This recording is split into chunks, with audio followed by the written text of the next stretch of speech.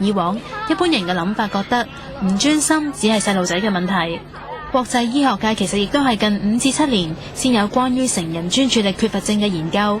過往譬如話60、70年代咧，我哋好多時咧就誤會咗，就以為過度活躍症咧就係只不過小朋友成長嘅一陣陣痛，大個咗就冇噶啦，咁遲啲就唔會有事。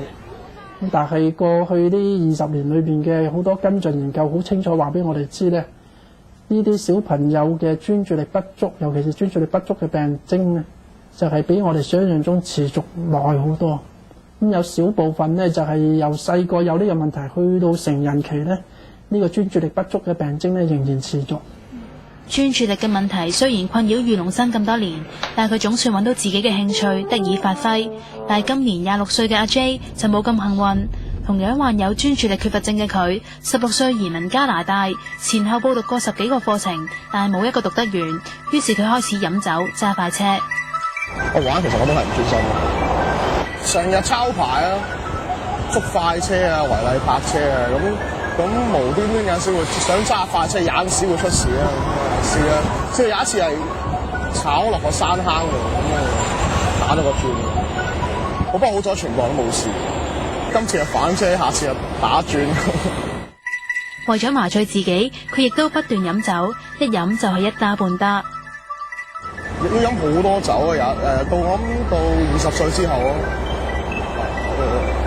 好中意經常飲醉酒，冇嘢做都買一堆酒嚟飲。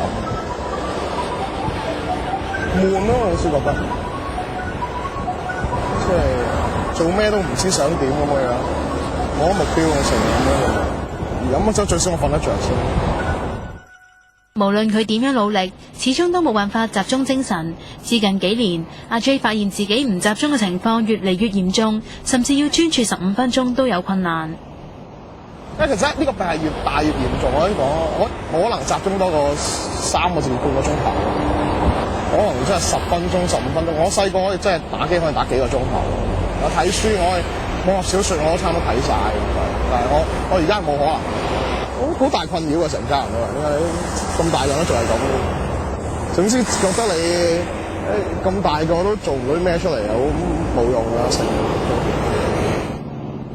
直到上年，阿 J 開始接受藥物同行為治療，先至可以再重返校園。雖然今年已經26歲嘅佢，比其他人遲咗6年先至起步讀大學，但係總算得到家人體諒，並且開始重建生活。不過佢始終覺得社會並唔係太接受患呢類病嘅人。都係始終有啲麻煩，因為你做嘢譬如話俾你聽，你冇集中力係好唔係幾好件事嘅。係啊，唔係咁多人接受到呢樣嘢。尤其知你話因為好多人係一諗到話你睇心理學家，即係或者精神科醫生開藥就覺得你有病，即係精神病啲嘅，所以呢個係最大問題。專注力不足，英文簡稱 ADD， 醫學界認為呢一個病嘅成因係由於腦部神經嘅分泌失衡。患者嘅特徵係集中力特別短，好容易就分心。好多時患者亦都同時會有過度活躍同埋衝動嘅特徵，英文簡稱 ADHD。根據哈佛大學最新嘅研究，成年人裏邊 ADHD 嘅患者比率高達4.4%。但有呢個病並唔一定係壞事，唔少創造出非凡成就嘅人，例如係全球首富兼微軟創辦人蓋茨、維珍航空創辦人布蘭森，甚至係對後世影響深遠嘅藝術家，好似達文西、梵高，或者係科學家，好似愛因斯坦咁，都懷疑係呢個病嘅患者。不過研究亦都發現，專注力不足嘅患者好多時亦都同時有過度活躍同衝動嘅問題。所以喺患有情緒病、濫用藥物、酗酒等行為上面，亦都有較高嘅比率。唔能夠控制到自己嗰個嬲啊、衝動啊，或者隨便即係好快就打人啊嚇，即係傷害人啊咁樣。咁另一啲咧就係冇諗清楚就係投資啦，或者係借貴利啊，或者係寫空頭支票啊咁樣呢啲，即係佢哋係冇諗清楚後果就去做嘅。一啲調查更加發現，囚犯當中患有專注力缺乏症嘅比例由2成幾去到4成幾。醫學界普遍認為，唔正視專注力缺乏過度活躍症嘅問題，社會可能要付出好大代價。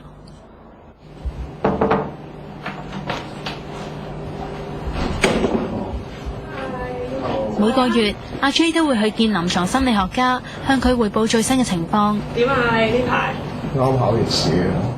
其實咧都好辛苦嘅，見到佢哋咧即係一嚟就係身邊嘅人未必咁了解佢哋嘅問題喺邊度啦，會覺得哇其實係啦，即係我都得啦，點解你唔得咧？又或者當佢好努力去改變咗之後，身邊嘅人又會話咯，嗱都話你得㗎啦，咁你以前又唔做咁，好似咧好容易就抹殺咗佢哋喺當中付出嘅努力咁。One，嚟講 One。呢一日，學生嚟揾余龍生上堂，改善吹奏嘅技巧。佢話好慶幸自己可以揾到音樂，成為激發佢專注落嚟嘅動力。我唔覺得我自己專注力不足嘅，因為我練習嘅時候好專心咧，我排練嘅時候好專心咧。雖然久不久我有時都會發下夢。佢而家嘅心願係希望可以透過治療，令到自己表演以外嘅生活一樣可以全神貫注。